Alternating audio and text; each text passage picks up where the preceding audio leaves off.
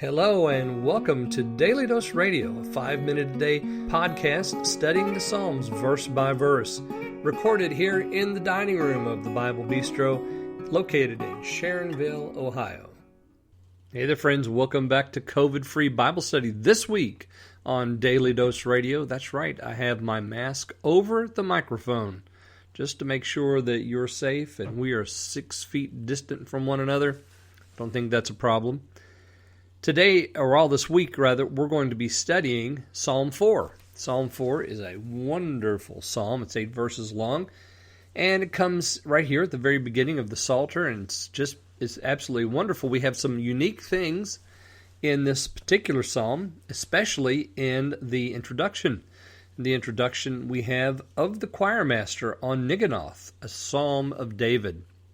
So the choir master shows up here. If you've with Daily Dose Radio before, you know that we try to mark whenever the choir master is mentioned.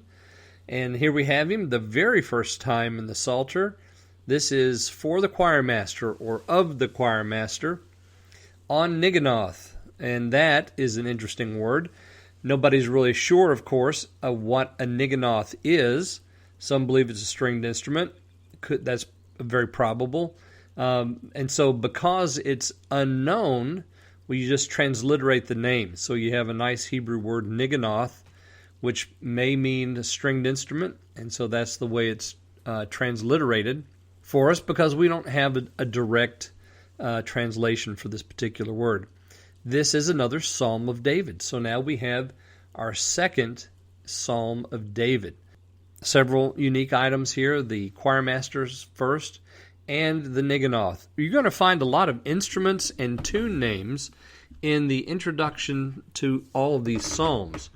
They're going to be, spoken here. In most of the time, it's in the introduction. Here we have it mentioned, and we also have Niganoth mentioned in verse 6 and in verse 61. We also have Niganoth mentioned in Habakkuk chapter 3, verse 19. So this is an instrument that we're going to find not just here, but in other places in the Psalter and in the Scripture. So we have this unique introduction, and today I'm just going to read verse 1, and let me read that for you. When I call, answer me, O God of my righteousness. When distress has enlarged itself against me, be gracious to me and hear my prayer. This psalm, the whole piece, the fourth psalm, is considered a compline psalm throughout the Western Church. Now, a compline psalm just means that it's read or prayed or sung right before you go to bed. And of course, that's important because, or it's understandable because we have there in verse 4. Verse 4 talks about lying upon your bed. We're going to get to verse 4 here in a couple of days. It won't be tomorrow. It'll be, I think it's on Wednesday, I'll be dealing with verse 4. So this psalm is considered a compline psalm, something that you're going to sing or pray or read right before you go to bed. And we begin with verse 1, when I call.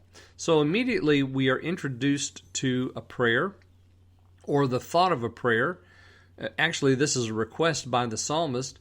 When I call, answer me, O God of my righteousness. When distress has enlarged itself against me, be gracious to me and hear my prayer.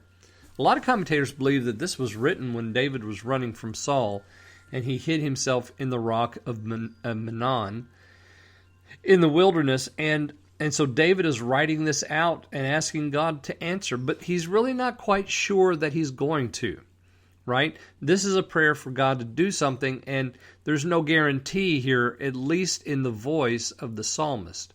When I call, hear me, answer me, be gracious to me and hear my prayer.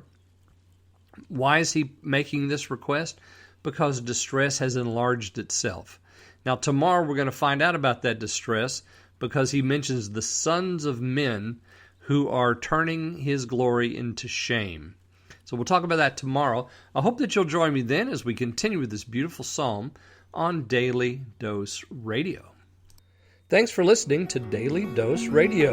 For more fresh and delicious Bible studies, podcasts, books, and more, check out the Bible Bistro online and on YouTube. Join me again next time for Daily Dose Radio.